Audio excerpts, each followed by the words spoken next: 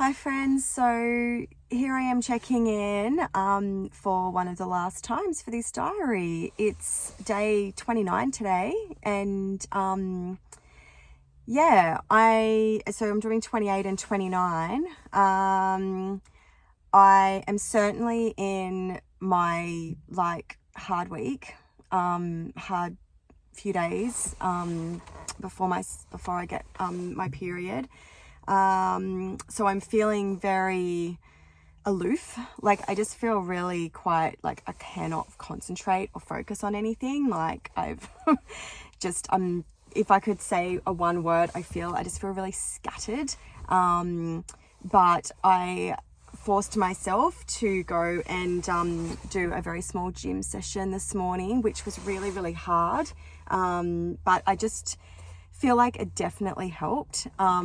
So I'm feeling good from that. I'm I guess feeling like I'm a little bit on edge, I guess, but otherwise I'm nowhere near the type of condition that I'm in normally at this time of the month. So I'm able to, quite quickly pull myself back before I, sort of break, which is just been an incredible feeling.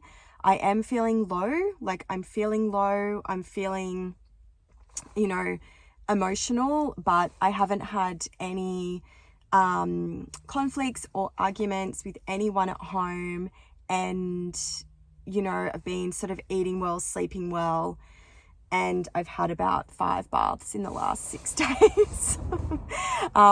So the cooler weather that we're having here seems to be helping. I'm wondering whether, I don't know if anyone else experiences better or worse PMDD symptoms depending on what climate or weather or environment that you're in. I'd be really interested to know.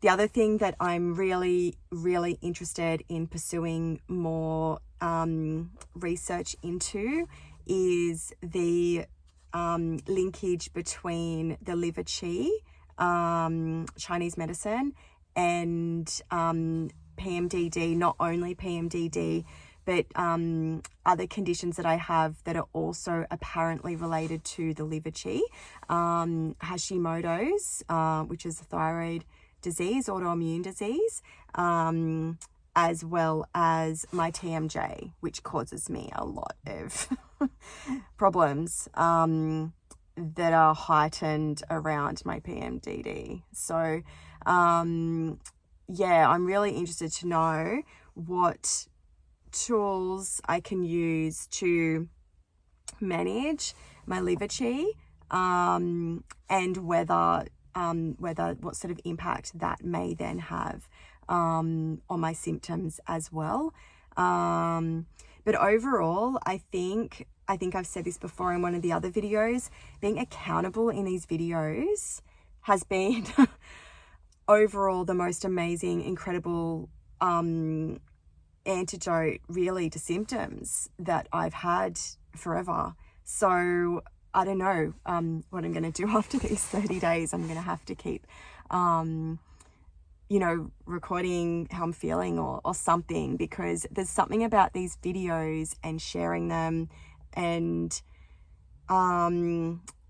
reminding me of where I'm at in my cycle that's really helping. It's like the mindfulness, being really mindful of my PMDD is helping it, and I'm making choices dependent on where I'm at that I normally wouldn't either.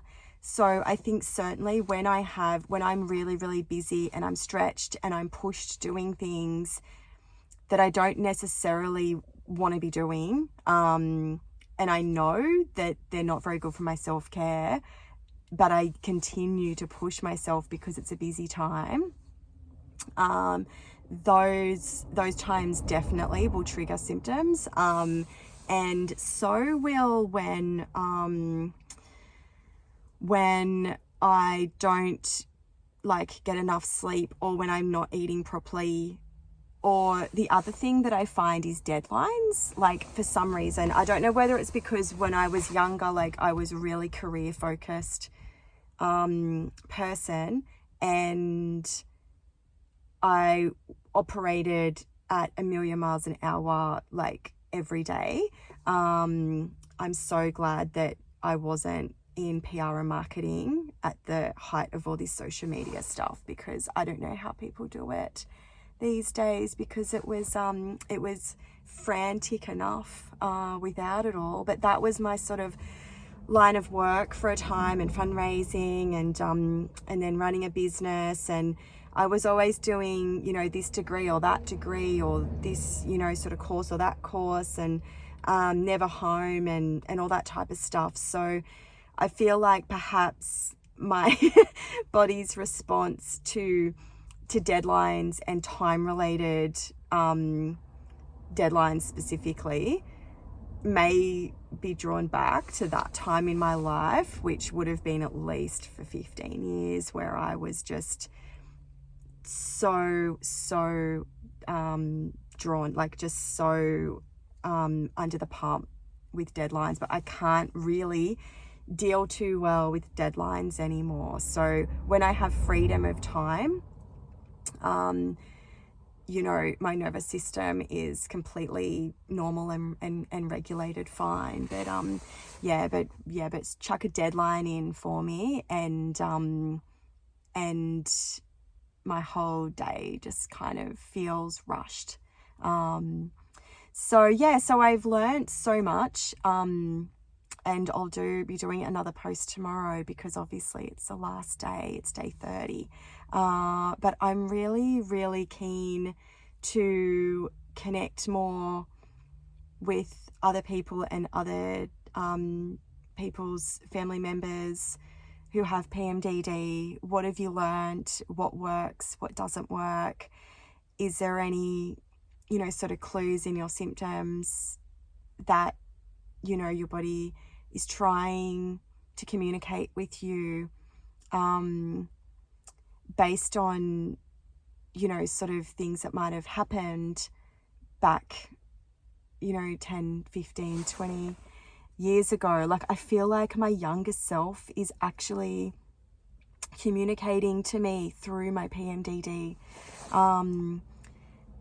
And that's just a really, I mean, it's really, you know, quite odd, but it's also, in a way, makes a lot of sense to me as well. So I wonder whether anyone else has that same experience. You know, that can you feel anything that you can relate to?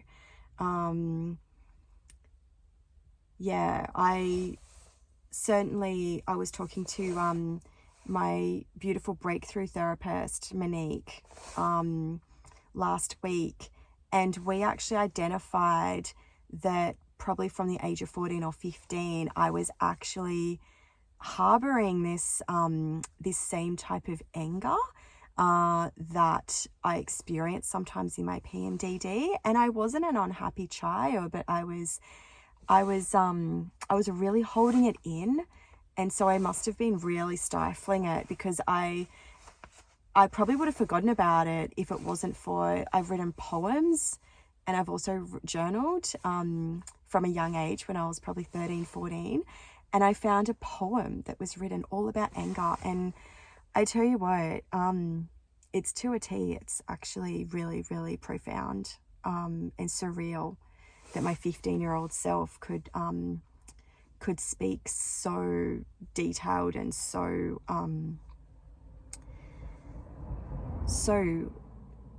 correctly about anger and how I feel about anger. So I'm really interested to continue to explore, you know, that as well, on top of the liver chi,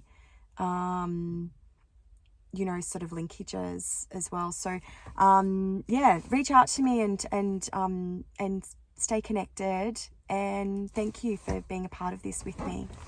I'll see you tomorrow.